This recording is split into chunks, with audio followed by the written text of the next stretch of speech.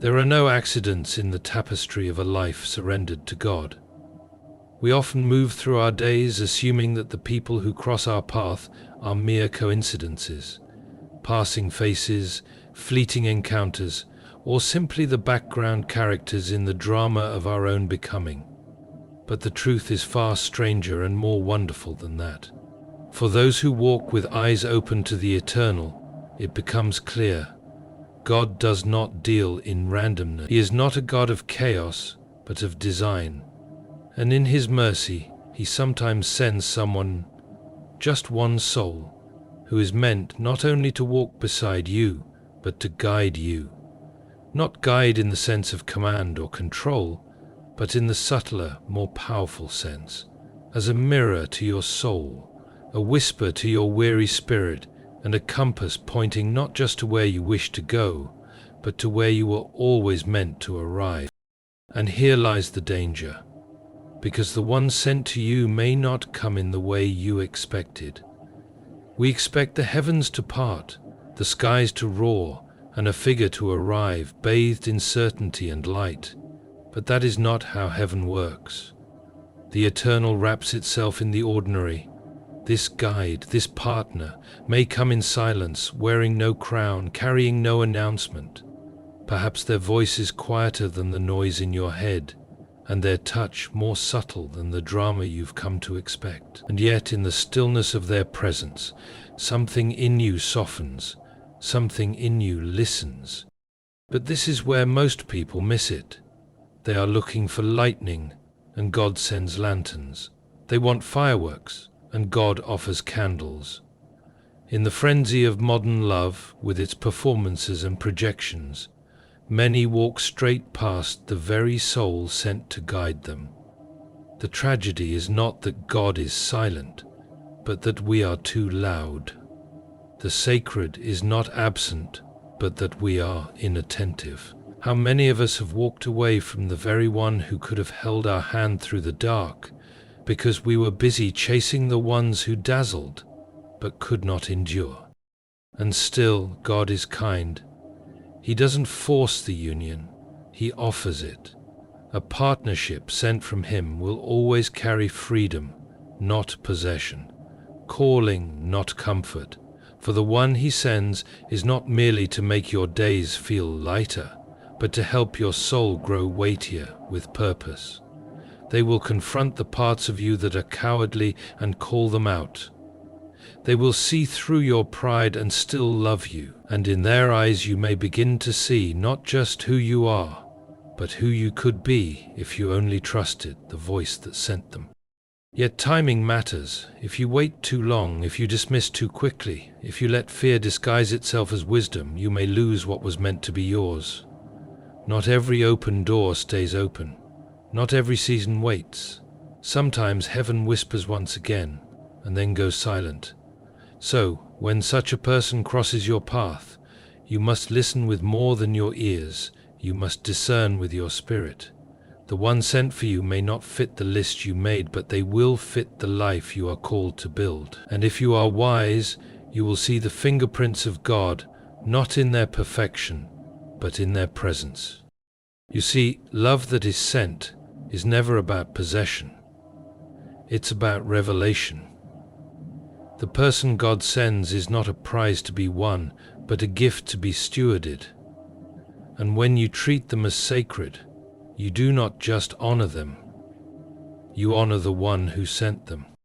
There is a quiet truth that settles over the soul when one has lived long enough to recognize that nothing significant is ever truly random. We are creatures surrounded by mystery, yet desperate for meaning. And within that longing, there comes a time when we feel the divine hand move in our story, not in thunderclaps or grand spectacles, but in the arrival of a person. Not just any person, but someone who seems to carry a note of familiarity, like a melody you've heard only in dreams. Someone who, though new to your life, feels as though they were always meant to be in it. This is no accident. When God desires to guide you, to stretch you beyond yourself, He may send not a sign in the sky, but a soul beside you.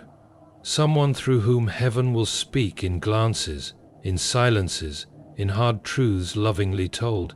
They are sent not for your entertainment or comfort, but for your awakening. And yet, how often we fail to recognize such a person when they arrive. The irony is tragic. The one sent by God may not align with your preferences, your timing, or your carefully constructed ideals. They may even offend your expectations, because the divine rarely conforms to human imagination.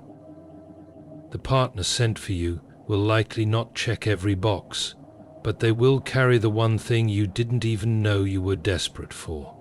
Truth, and truth, in a world addicted to performance and surface, is jarring. But if you listen closely, it will resonate with a part of you untouched by fear or fantasy. That's how you know it's them. Not because they complete you, but because they correct you. Not because they fill your emptiness, but because they invite you to wholeness. In their presence, you begin to become, not someone else, but the version of yourself God always intended. But there is a danger in assuming such a person will always remain. We fool ourselves into thinking that those who are meant for us will wait forever, that they will endure our indecision, our spiritual slumber, our refusal to grow. But divine appointments have a season, and when we neglect what is sacred, it leaves. The soul sent to guide you cannot stay where they are not honored, not because they are prideful, but because heaven doesn't stay where it is ignored. You must not sleep through the sacred. You must not scroll past the answer to your prayers. God may send someone to guide you, but he will not drag you to them. You must be awake enough, brave enough, humble enough to say, "This is it, this is the moment, this is the one." We spend so much time asking for signs that we miss the ones living and breathing in front of us. And if we are not careful, we will choose comfort over calling, noise over stillness, and fantasy over faith. The ones sent to you will not only love you, they will challenge the parts of you that sabotage your future. They will draw boundaries where you once settled for chaos. They will speak life where you only knew survival. Their presence may irritate before it heals. Because real guidance doesn't coddle, it transforms.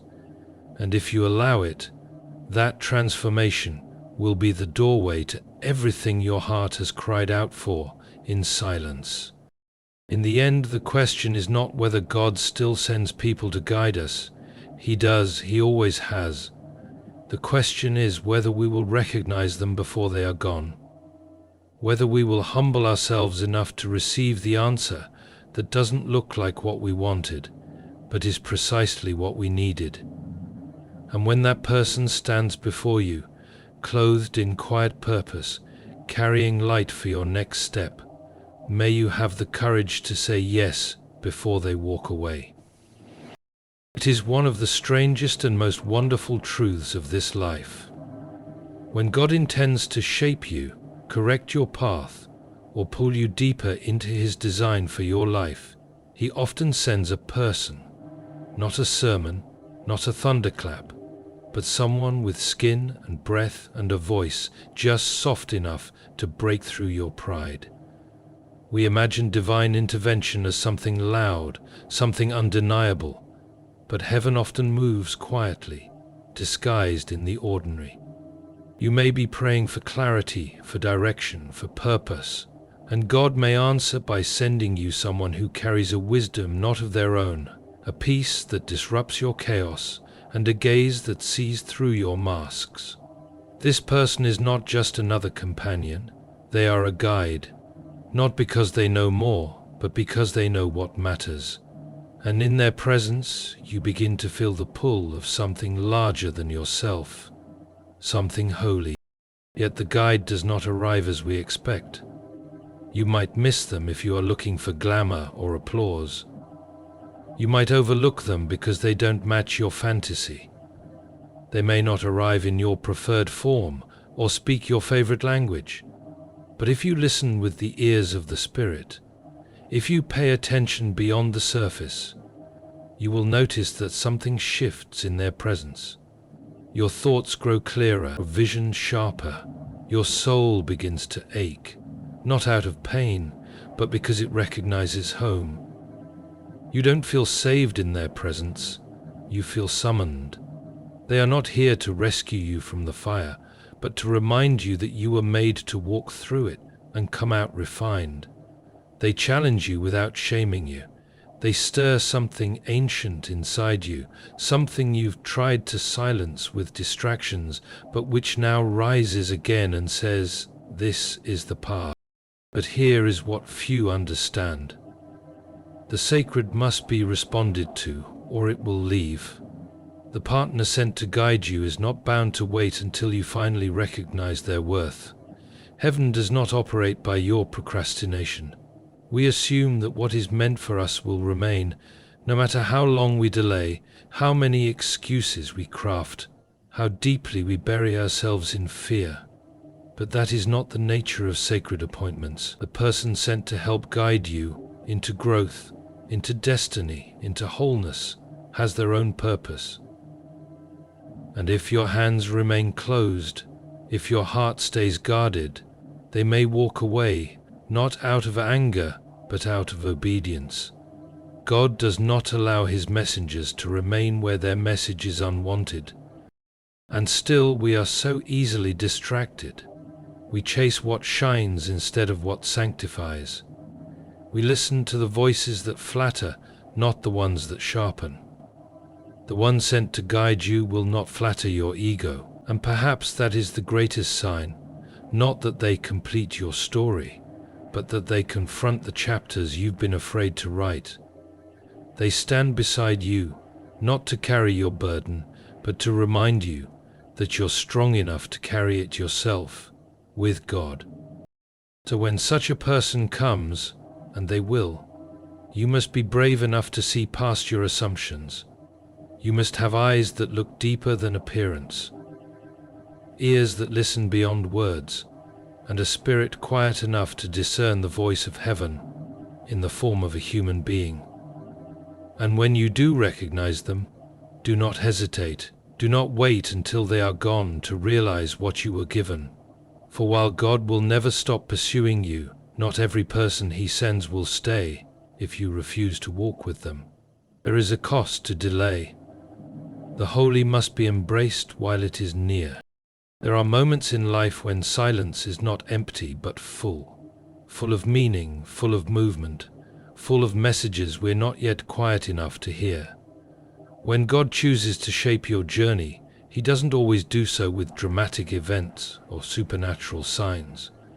More often he sends a person, not just anyone, but someone who speaks in a tone your spirit recognizes, someone who carries truth like a lantern, not to walk for you, but to walk with you. This person doesn't always arrive when you expect them, and rarely in the form you imagined, but their presence has a weight, not of burden but of calling.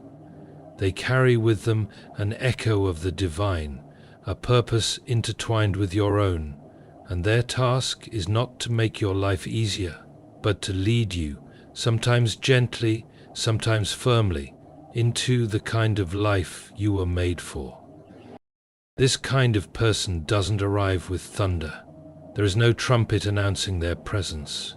Instead, they may enter your world quietly, wrapped in humility, veiled in ordinary moments. And because of that, you may miss them if your eyes are fixed only on appearances. They may not have the look you imagined, the voice you prefer, or the story that mirrors your own. But if you are paying attention, not with your eyes, but with your heart, you will notice something different. You will feel safe without knowing why. You will feel seen in a way that both comforts and unsettles you.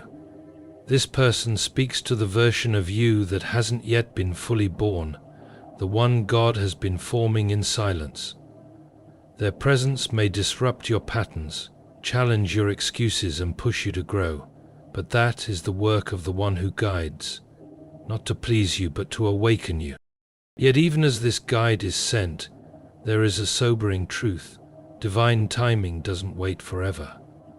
We assume the things meant for us will linger until we're ready to accept them. But that isn't always how grace works. Sometimes, what is sent must be received within a window of obedience. The person sent to guide you is not yours to own, but yours to recognize. They have their own walk, their own mission, their own boundaries. If your pride dismisses them, if your fear delays them, if your distractions dull your senses, they may walk away, not because they don't care, but because they are not meant to stay where they are not honored. We don't lose what God sends because God is cruel. We lose it because we choose lesser things. And the sacred never begs to be accepted. It comes, it offers, and if rejected, it quietly returns to the hand that sent it. And when such a person departs, there's a silence heavier than before, not because they were your everything, but because they carried something you didn't yet understand. They were not sent to be worshipped, but to be received. And once gone, you begin to realize the difference between what entertained you and what transformed you. You see clearly only when it's too late. The one who challenged your comfort was the one calling you toward destiny. The one who told you the truth even when it hurt was the one protecting your future. But here is the mercy. God does not stop speaking. He may send again in another form, another season. Yet, if you are wise, you will not wait to learn the same lesson twice. You will not overlook what is sacred simply because it feels unfamiliar. So when God sends someone, recognize them, honor the weight they carry, see through the ordinary and into the eternal, and above all, respond, not with hesitation, but with humility, not with control, but with surrender. For when God sends someone to guide you, He is not just offering companionship, He is inviting you into a higher story. And stories like these only unfold when you are willing to see beyond what is comfortable and embrace what is truly divine. There are few moments in life more sacred than when God sends someone to walk beside you, not for a season of convenience, but for a purpose greater than you yet understand. This kind of encounter is not random. It is written into your story before you ever asked for it. The person may come without title, without fanfare, even without your recognition at first. But if you look carefully, not just with your eyes, but with your spirit, you will see the signature of heaven on their life. They are sent to guide you, not to control or rescue you, but to illuminate the path you've struggled to see on your own. Their presence stirs something familiar in you, as if you've been waiting for them without even knowing what you were waiting for. They are the answer to prayers you couldn't put into words. What makes them different isn't perfection, but clarity. They carry a clarity that cuts through your confusion, not by telling you all the answers, but by asking the right questions. Their love doesn't coddle, it refines. They won't simply agree with your flaws or applaud your stagnation. Instead, they will gently and sometimes firmly call you to become the person you were made to be. In their presence, you are invited into growth. That can be unsettling, because true guidance is rarely comfortable. They may not always affirm your feelings, but they will speak to your future. They come not to echo your fears, but to strengthen your faith, and in doing so, they reveal their purpose, not to walk ahead of you or behind you, but beside you, as a companion with a divine assignment. Still, you must be careful, because recognition requires readiness. If your heart is too crowded with fear, bitterness, or distraction, you may miss the ones sent to you. They will not force their place in your life. They are not loud, they will not compete with the noise. They speak in truth and walk in peace. And if you are not still enough, you will overlook them. Too many are searching for excitement when God is offering alignment. And this person, this guide, will not fit the mold of your expectations.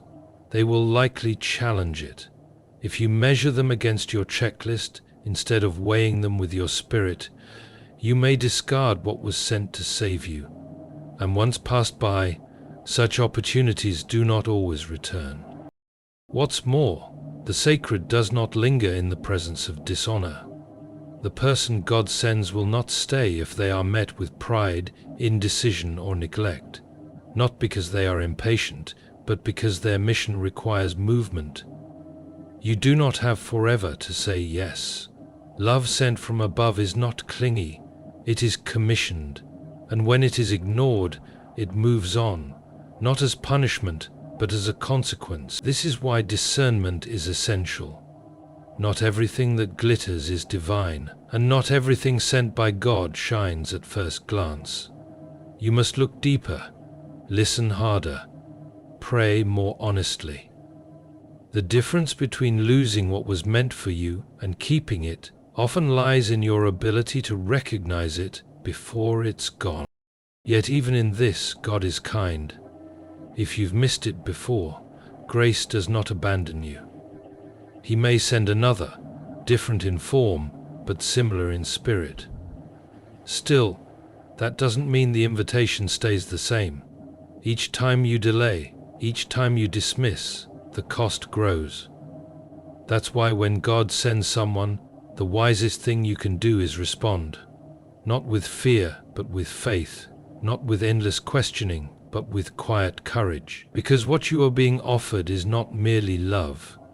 It is direction, it is growth, it is partnership for the journey that still lies ahead. And when received, it changes everything, not by fixing your life, but by calling you higher within it.